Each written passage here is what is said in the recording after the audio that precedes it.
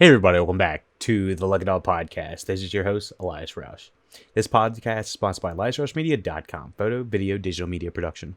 Today we're discussing Mad Max, the original 1979 Australian dystopian action thriller film directed by George Miller. Produced by Byron Kennedy, Mel Gibson. Many people have heard of this character as of today. He's been quite an interesting character to watch over the course of, I guess, since the 70s. I want to say Mad Max was probably his first big breakout role that I can think of. I'll check real quick, but overall, the reasoning that I wanted to...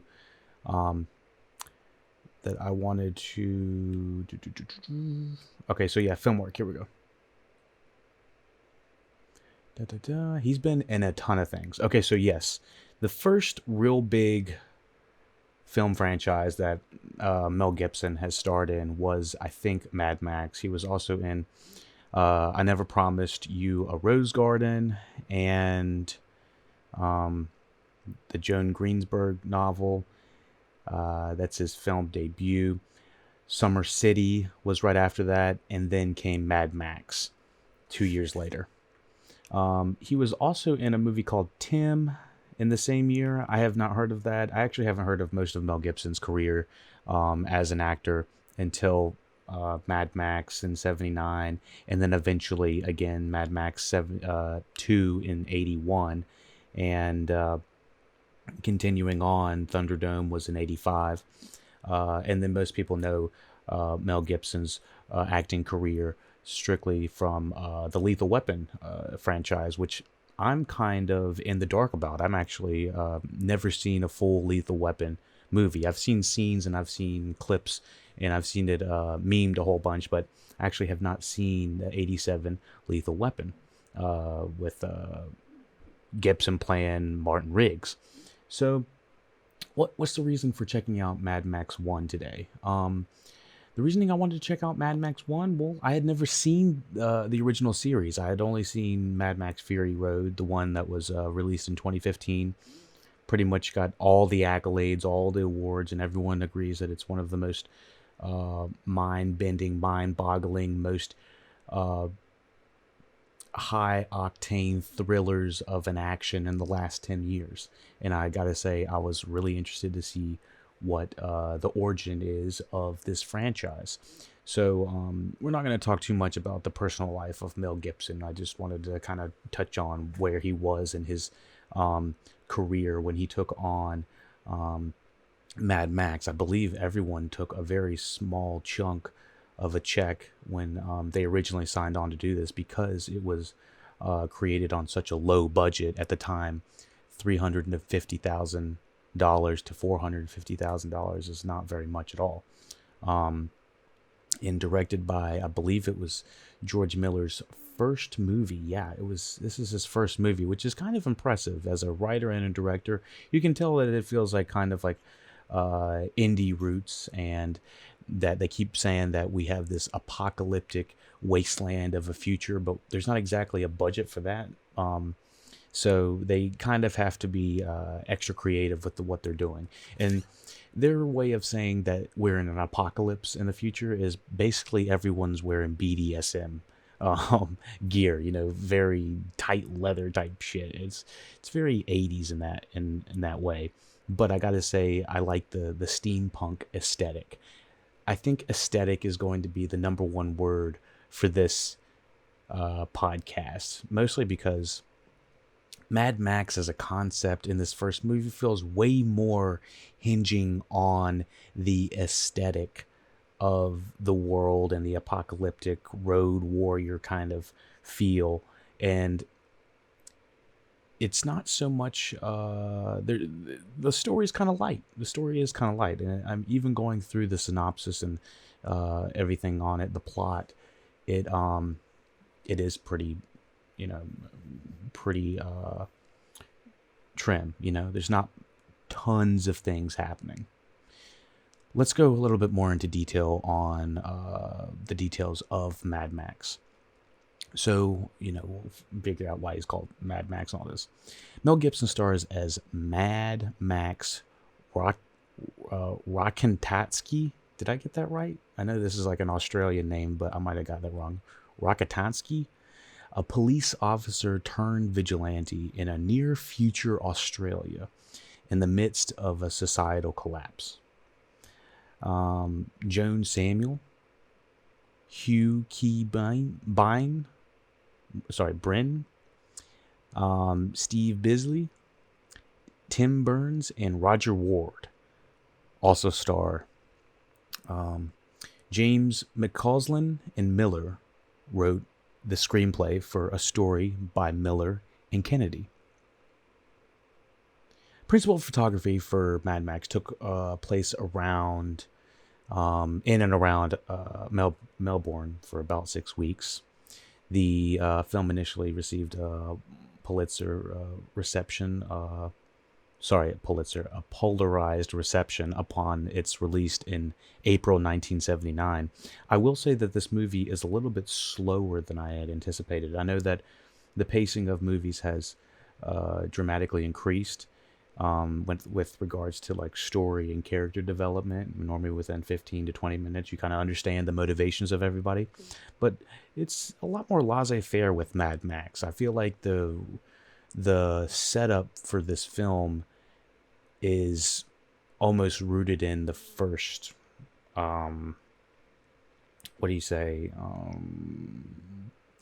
slightly over an hour. I mean, what I'm saying is he's not really Mad Max until about, give or take an hour in. He may not even be considerably Mad Max until the end of this movie. So it's more or less like an origin story in that when you kind of place it in that manner. So yeah, it received polarized reception upon its release in April '79, although it won 2 AACTA awards. I assume that's like an Australian film award.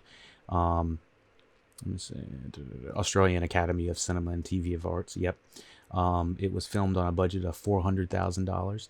It earned more than $100 million worldwide in gross revenue, and has held the Guinness Book of World Records for the most profitable film. I know that's got to be very close to like what Halloween had done at the same time. I don't think Halloween made $100 million though. That's quite a lot. The success of Mad Max has been credited for further opening up the global market to Australian new wave films. And it's always great when we have kind of like this door or domino effect of brand new movies that are accessible to people. So let me give you a quick example of like Squid Game on Netflix is really popular right now at the time that we're recording this, middle of October 21. But the popularity of Squid Game probably would not have happened if the class disparaging wasn't shown as much in Parasite. So Parasite kind of blew down the door for Korean cinema to become way more mainstream in not just the United States but worldwide. And I think Parasite being successful in that manner allowed properties such as like Squid Game to become popular. And it mostly has to do with learning that just because they're speaking maybe a different language. I know Australia speaks English, but they have the accent and everything. But if they did speak a different language, then it probably is a little bit more difficult to be for people to be more accessible to this film. But when they have the relatable story of this class disparaging like Parasite and Squid Game did, I think that really benefits to everyone's advantage. So when they have this like apocalyptic road warrior future, I felt like people could kind of relate to it in a way of like, hey, yeah, I can kind of see how a way in a world where gas might be really difficult to get, and some sort of apocalyptic scenario in a way. I felt like it really didn't matter where you were in the world, that you could kind of put yourself in their shoes for at least the hour and a half that you're watching it or so. So yeah, this movie is only 93 minutes. not too familiar with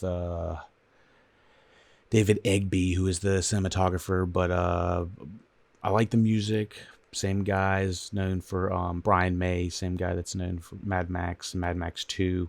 I don't think he did Thunderdome, um, but he also was in Gallipoli, and he performed scores for Freddy's Dead, The Final Nightmare, in Doctor Giggles as well, and as well as one episode from Tales from the Crypt. So he's got some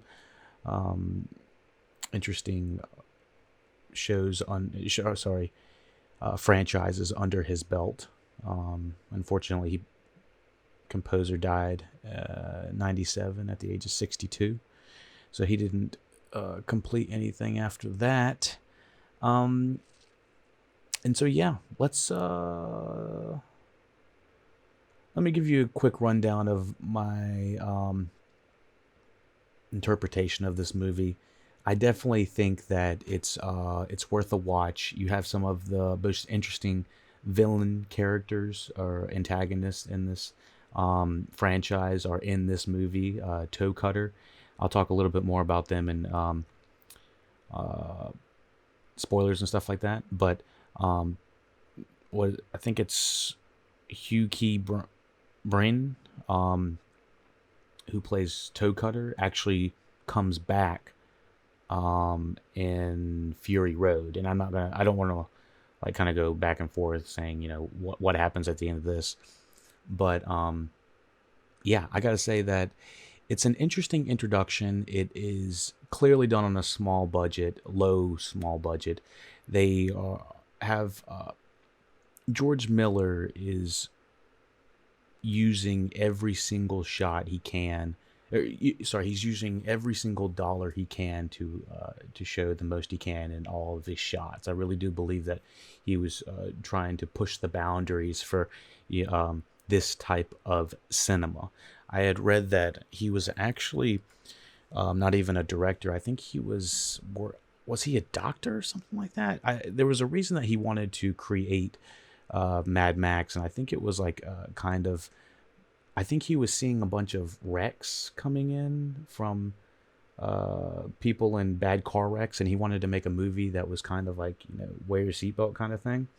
I don't have that story in front of me, but let me see if it was it. I might be getting him confused with somebody else. Let me check real quick. Okay, so. Yeah, he is a physician. Australian film director, producer, screenwriter, and physician. So I think he was a physician before he was a director, and that was why he wanted to create Mad Max. So, George Miller has a very interesting career in his own right. At 70, what is he, 76 right now? He's created some of the most interesting pieces of cinema since Mad Max. I mean, I believe he directed all three of the movies. Thunderdome, Road Warrior, all directed by George Miller, and then obviously Fury Road. But beyond Thunderdome, that was when things started to kind of go off off the rails a little bit, kind of haywire, way more into the wacky territory in a way that I wasn't expecting. So what I had read that he made Mad Max as like a warning to drive safe. So he was born in Queensland to Greek immigrant parents. And immigrated to Australia.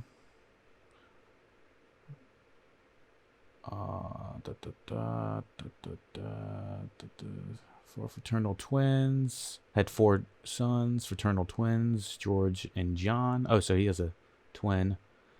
All right, so let's hop into the spoiler section. Let me see. Sorry, I was trying to find the story where he decided to make Mad Max. I don't see anything that was. Yeah, I don't see it. Anyways, so let's hop into the plot of Mad Max. And like I said, it is slightly slower of a watch than I was expecting.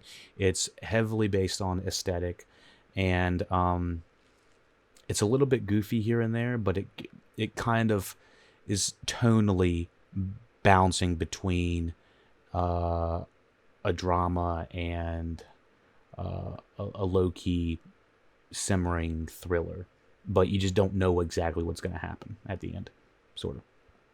And they don't exactly have the budget to show, the most brutal of things happening. So just to, kind of give you that feeling of when people are like running into each other, like from like cars or from like motorcycles or from any collisions or anything like that. A lot of the action is shot well until there's some sort of like explosion until there's like a collision of some sort, because they probably didn't have the money to show it. And that's when the editing kind of is for good and for worse. It's like, holy shit, that was intense when they get in a wreck, but then you're like, who died? It's like, what the hell just happened? So it's a double-edged sword, but they stretch their dollar. Let's hop into the plot for Mad Max.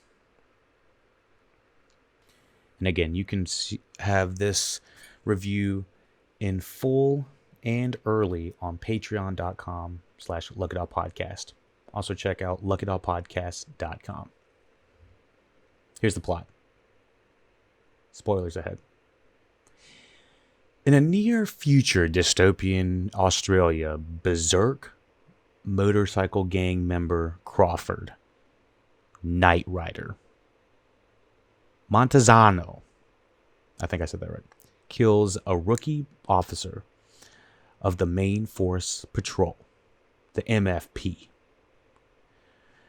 And I'm pretty sure we don't get to see this kill. We don't see him actually do this, so we just see these like bandits like, yeah, like losing their shit, like going as fast as possible as they can on the highway and stuff like that.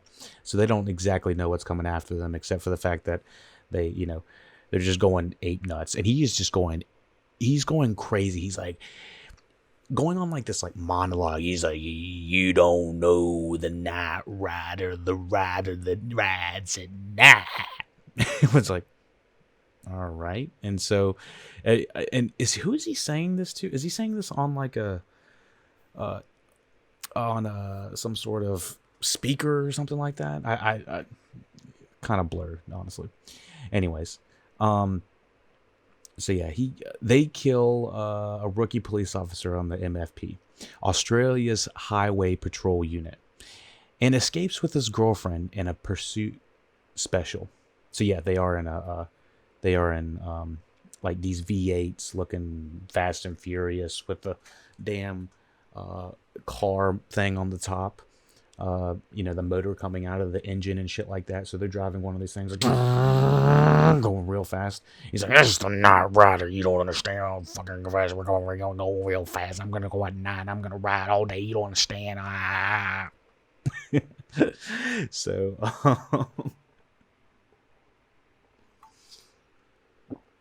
The rider that rides at night.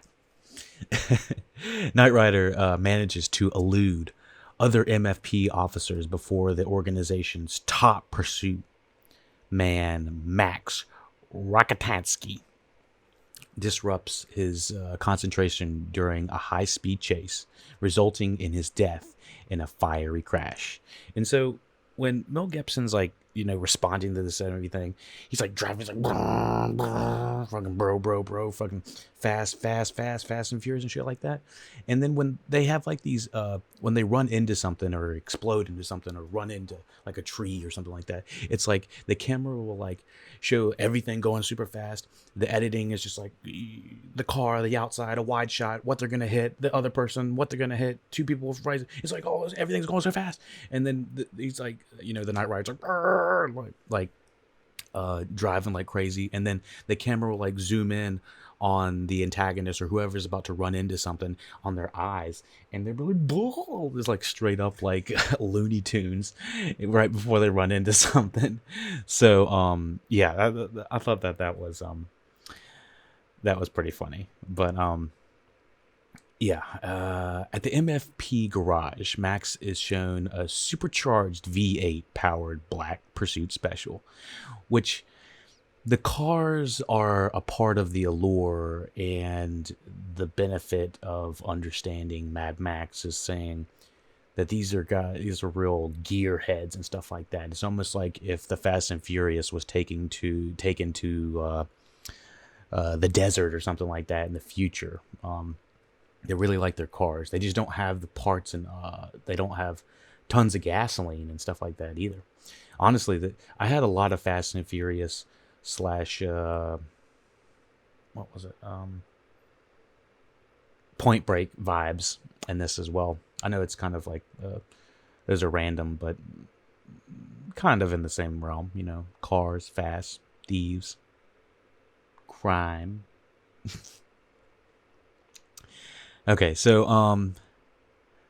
a conversation between Max's superior, Fifi McAfee, and Commissioner Labatucci reveals that the Pursuit Special was authorized as a bribe to keep Max on the force. Like I said, they're big gearheads and they know what he lacks. Meanwhile, Knight Rider's motor... And because the character of Max doesn't want to be... you know, he really doesn't really want to be an officer anymore after the dangers of everything that's happened with his partner and everything like that. He's just like, I'm done. I really don't really want to deal with all this, especially with the fiery death of the Knight Rider. You know, he's like, I really am kind of done with all this. So meanwhile, Knight Rider's motorcycle gang led by Toe Cutter and Bubba Zanidi run roughshod over a town, vandalizing property, stealing fuel, and terrorizing the population. It feels like a Western in the way that they just roll into the town and the way they just kind of run shit. And they do it from this perspective of like this couple. This couple is kind of like the example of like what's going to happen to pretty much any couple that comes across a motorcycle gang in the apocalypse and in this war. There's so much random like violence, and obviously there's rape that's happening and stuff like that. It's kind of rough to not like experience, but just the idea of it and stuff like that is just like really sickening. But it is probably what would happen. I mean, I'm not gonna deny it. I mean, it happens now. We're not even in the apocalypse, so it's like if we're in the apocalypse and there's no rules, there's just gonna be crazy, rampant, terrible things happening everywhere. So that's why we don't want to wish for this type of shit. So yeah, when this young couple is like the example of what's gonna happen to anybody. They trap a young couple in a car before destroying it and raping the couple. Max and fellow officer Jim Goose arrest Toe Cutter's young protege, Johnny, the boy, at the scene. It's like, why did they leave Johnny at the scene? Sometimes the motivations of the motorcycle gang feel a little bit just like off. Like, what was the point of that again? I was also going to say something else, but I kind of forgot. So yeah, Max and fellow officer Jim Goose arrest Toe Cutter. Oh, and something I figured out is that Max isn't even on the a cover. We're more or less following Jim Goose as the main character for the majority of Mad Max. Which, did they like decide last minute that he wasn't going to be Mad Max? Like, it was weird that Jim Goose is kind of like is like he's on the poster. Like it doesn't. I want to know what the original intent was. I guess that we're like following this Jim Goose guy to the point where he just becomes decimated, and the point where we're like, we need to have an Avenger. But it feels like Jim Goose should have been the original cop that died. I don't know. So yeah, anyways, there's tons of crime, rape, and all that stuff happening through the city. This was what I was thinking. There's a kind of like this level of homophobia that is happening throughout this movie. I don't know if it's homophobia might be the wrong word to say, but it's this like layer of everyone is super fluid with the way that they're acting. I know that they're saying like the apocalypse, no rules, that type of thing, but almost every guy on the antagonist side is wearing like BDSM leather assless chaps all of a sudden, just all the time. And it almost feels, I don't know if I'm saying the right word. Homophobic sounds wrong, but it just sounds and makes it look not,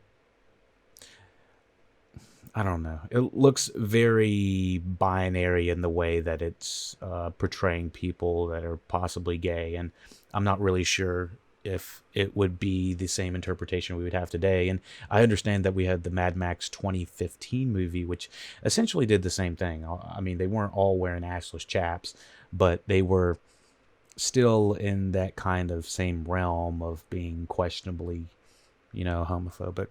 But yeah, here is no question at all. It's like every single one of these guys is Bad News Bears.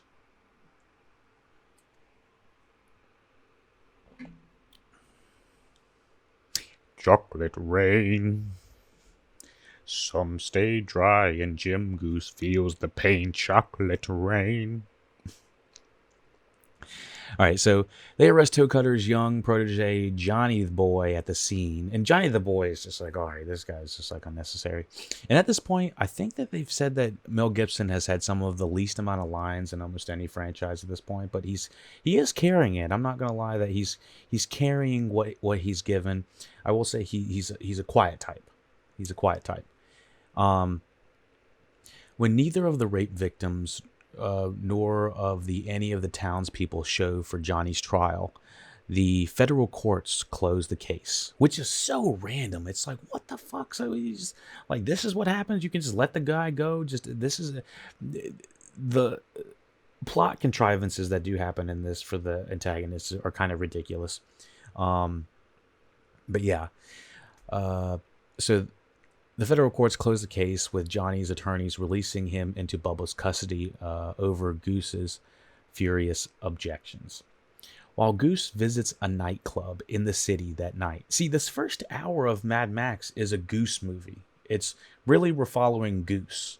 While Goose visits a nightclub in the city, Johnny sabotages his police bike. It's so random how they sabotage the police bike. It's like he's able to go pretty damn far, able to go fast. He's able to brake a little bit, but when he starts to hit around this one side, he's like going too fast, I guess. It's like, oh, the fucking brakes, like fucking flies off the fucking handles and shit like that. I was just like, he had been driving for like what felt like 40 minutes, but I don't know. Maybe they just set it to fuck up later in the ride that he had. But anyways, it fucks up Johnny really bad. And in the movie, they don't show his face. I think they did have a makeup job, but they decided to take it out. I don't remember exactly why, but if I can find out, I will. So Johnny sabotages his police bike. The next day after the motorbike, the next day after the motorbike then locks up at a high speed and high sides. It's when the person goes flying. A dazed but surprised, uninjured Goose. So no, Goose doesn't even get hurt from the motorcycle accident, which is so weird and random why they do this. A dazed but surprised, uninjured Goose. He's fine because Johnny knew when he was going to have his bike go flying. When he sabotaged his bike, he knew that he was going to be fine after this. But an uninjured Goose goes and borrows a Ute, which is like a coupe sedan that has a flatbed in the back, kind of, to haul his bike back to the MFP. However, Johnny ambushes Goose by throwing a brake drum through his windshield. After he's already driving this random thing just back on his bike, Johnny's like, yeah! And he like tosses this like Molotov cocktail looking thing directly. Sorry, no, it's not a Molotov cocktail. It's like it's a brake drum, but it looks like a big ass piece of something, metal or whatever. And it goes through the wheel, and Johnny's like, blah! And and it causes him to crash. It's like Johnny was completely unfazed from the motorcycle crash, but then this brake drum just completely fucks his day up. So it causes him to crash. At Toe Cutter's insistence, Johnny reluctantly throws a match into the wreck of the car that Johnny's now driving, or has flipped in, igniting the petroleum and burning Goose alive. It's like, ooh, this is intense. And Johnny, there's like this like will they won't they kind of thing of like, is Johnny gonna be a bad guy or is he not gonna be a bad guy? And he's kind of just like half-assing it the whole time. And it's like, all right, just do something, my God. Either be a bad guy or don't. And he's already tried to kill this guy like 3 times, but he won't throw this match at him. It's like, all right. All right. So Johnny reluctantly throws a match at the wreck, igniting the petroleum and burning Goose alive. After seeing Goose's charred body in a hospital intensive care unit, Max becomes disillusioned with the MFP and informs Fifi that he will resign to maintain what sanity he has left. And this is when Fifi has this like weird looking thing. This is like his boss, I believe. And he has like this handkerchief tie that goes around his neck and into his, I think it just goes around his neck, and he has like a tank top on or some sort. And he's like, bah humbug. He is the most weird looking. I just can't, like, what is going on with this guy? It feels like the chief should be hanging with Toe Cutter in a way. And I don't mean that in a bad way, but it's just like, what is going on with the chief here? Because the chief has something up his sleeve. It just looking all sorts of like fucking strange the whole time. So anyways, Mad wants to get out of this because of what happened to the first officer and now what has happened to Goose. So yeah, Fifi convinces Mac to take a vacation before he submits his final letter of resignation. So it's like vacation time. Fifi, Max takes his wife, Jesse, and their infant son. And I gotta say, almost every scene that they've had together, it's not quite insufferable, but it just feels boring. Like, she's like looking at Max. She's like, "Oh, Max, what are you doing?" He's like putting on this weird like ogre face head, and he's like, "Bro." It's like, what is the love? Where is the love in this right now? Because it's fucking weird. Oh my goodness. So anyways, Max takes his wife and his son referred to only as Sprog, Australian slang for a child. Okay. On vacation in a panel van. It's kind of like a National Lampoon looking ass thing.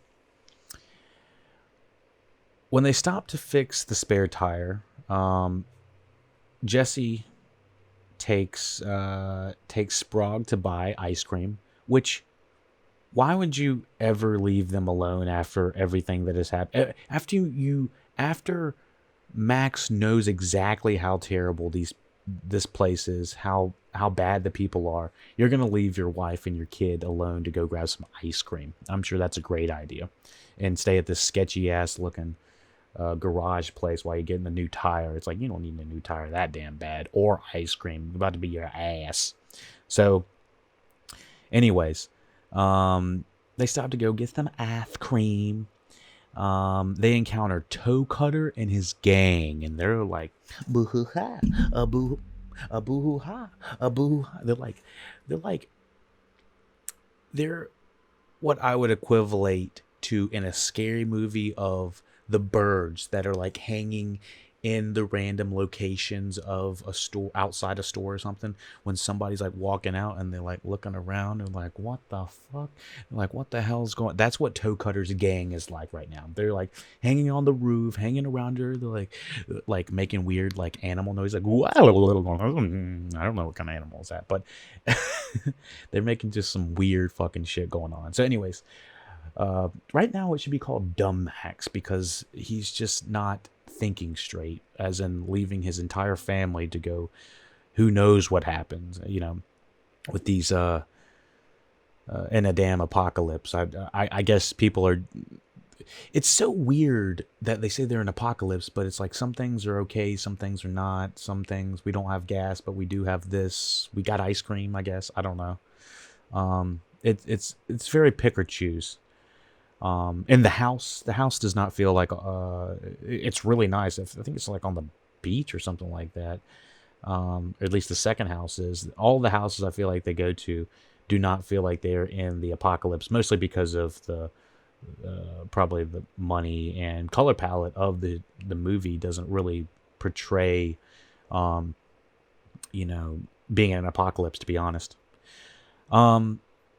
So anyways, they encounter Toe Cutter and his gang, who attempt to molest Jesse, but Jesse kicks Toe Cutter in the crotch and escapes in the van. I was like, Jesse is fucking done. I was like, I had a feeling I know something's going to make Max mad, but I didn't know exactly how it was going to happen. So I was like, oh god, here we go. So I was extremely worried about Jesse and the baby. So Jesse kicks Toe Cutter in the crotch and escapes in the van. And they escape. They tell Max to hop in the car and fucking go. And for some reason they still insist on being alone once they get to this next farm. Max like, hey, what's going on? What? And he like cannot see like a bajillion guys on motorcycles coming after you. It's like, God, get your head out. It's just like, open your eyes, Max. So they encounter Toe Cutter in his gang. Oh, yeah, I already said that. So they escape in the van. They flee to a remote farm owned by an elderly friend named May Swayze.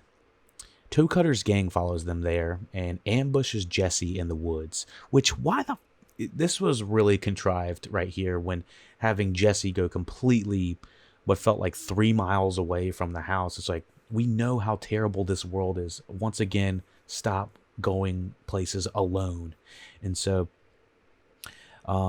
they ambush Jesse in the woods as she's like going to the beach and stuff like that. She's having her own field day and stuff like that. It's like, girl, you do not have the time to do this. And this is not the time nor the world to be doing all this nonsense. Vacations where you want to be, not here. I'll tell you that. So with May's help, Jesse and Sprague escape. But when they drive away, the van inadvertently overheats.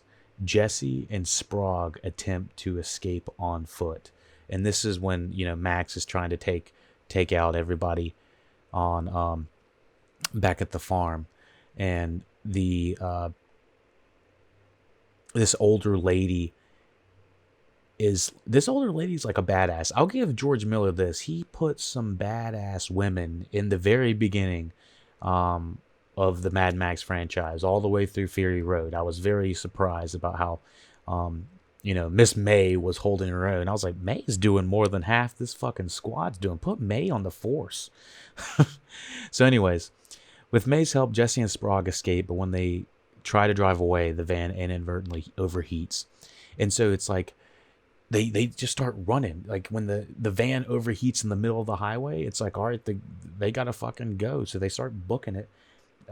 Jesse and Max's son start running in the middle of the road like, I'm sure I can outrun a motorcycle. And she's like holding her child, and she's like looking over her shoulder, and then fucking Toe Cutter goes boom. Toe Cutter and like his entire gang run over Jesse and Sprague by the motorcycles. Max arrives at a horrifying sight. Sprague is instantly killed while a badly injured Jesse lies comatose in a hospital ICU, eventually succumbing to her injuries.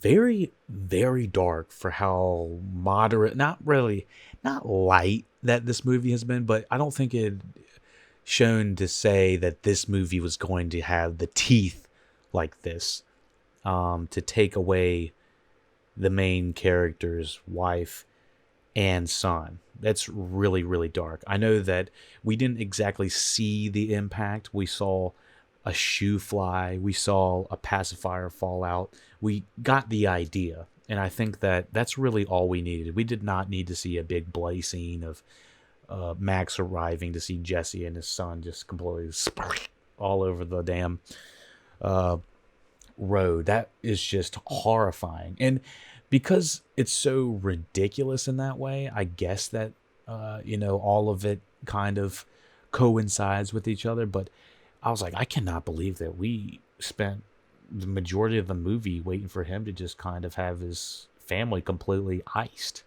But it certainly is. It definitely is a moment. All right, we gotta go fuck up Toe Cutter, and so driven into a rage by the loss of his family, Max dons his police uniform and takes back the Black Pursuit Special from the MFP garage to pursue and eliminate the gang. He kills several gang members by ramming them off a bridge at high speeds, which I do feel like they could have got a little bit more, but he fucks them up.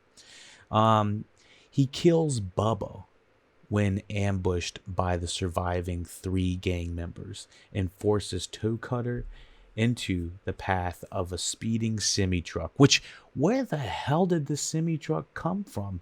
I know that they have this entire thing of, them getting ready to run into each other, but like, where the hell did this truck come from? So anyways, the truck comes literally out of nowhere. Fucking Harry Potter's its ass, just Wingardium Leviosa all up in the ass. And so it just popped up out of nowhere, fucking kills that dude. His eyeballs go and so it fucking fucks them all up. And fucks Toe Cutter up as well into the path of the speeding semi-truck. So bye, or for now. Max locates Johnny at a car wreck, stealing the boots of its dead driver, ignoring Johnny's pleas. Max handcuffs Johnny's ankle to the wrecked vehicle and then sets a crude time delay fuse, utilizing a slow petroleum leak in Johnny's lighter before throwing him a hacksaw, offering him a choice of sawing through either the handcuffs or his ankle in order to escape with the given time limit. The vehicle explodes as Max drives away. And that, my friends, is Mad Max 1979. Let me know what you thought about Mad Max 1979, the review, the movie. The future movies, the second one, did you think that the first one is going to live up to the second one? Do you think it lives up to Fury Road in 2015? I can already tell you now, it definitely does not live up to the 1985 Thunderdome. That is a wacky time. That is a big wacky time. The first 2 Mad Maxes in just kind of short succession feel like of a piece. They feel like they can just be packaged up and you're ready to go. Beyond Thunderdome is when they decided to get greedy and say, we want way more money. Just for future reference, I wanted to see. They ended up giving them $4.5 million for the next movie. And they ended up, I'm only seeing $36 million in return, but it's got to be more than that for worldwide. I don't have the worldwide number. So yeah, 36 million. Yeah. And then what was it? Thunderdome in 85. Thunderdome in 85, they were given $10 million and another $36 million back. But like I said, it became real wacky at the end of that. And I honestly think the first two are the superior when it comes to the original three movies. So yeah, let me see. Actually, here it is. George Miller was a medical doctor in Sydney working in a hospital emergency room where he saw many injuries and deaths, all of the types depicted in the film. He also witnessed many car accidents growing up in rural Queensland and lost at least 3 friends to accidents as a teenager. So yeah, I think that was part of his reasoning for creating Mad Max. It says that he, while in residency at Sydney Hospital, Miller met amateur filmmaker Byron Kennedy at a summer school film school in 1971. The two men produced a short film, Violence in the Cinema Part 1, which was screened at a number of film festivals and won several awards. 8 years later, they produced Mad Max, working with first-time screenwriter James McCausland, who appears in the film as the bearded man in the apron in front of the diner. It's pretty cool.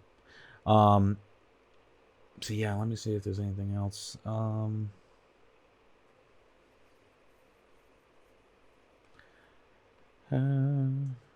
Let's check out the old IMDb's of Mad Max. See if we got any time.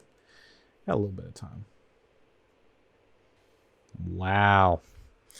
I don't know if this is 100% true, so, take this as a grain of salt. Oh, it's getting dark out. Okay, so it says most of the extras used in the film were paid in beer. Shit. I know it's extremely cheap. So he raised money for Mad Max 79 working in the emergency room as a doctor. Anything else? Shot in 12 weeks on a $350,000 budget. 12 weeks is a fast turnaround.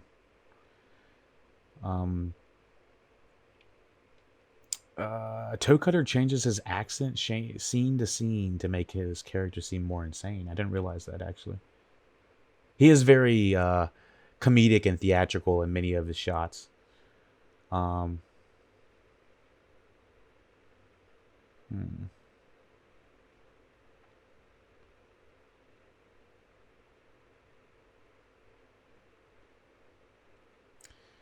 Mel Gibson got the part of Max while still a drama student. He was paid $10,000. Shit, not shit.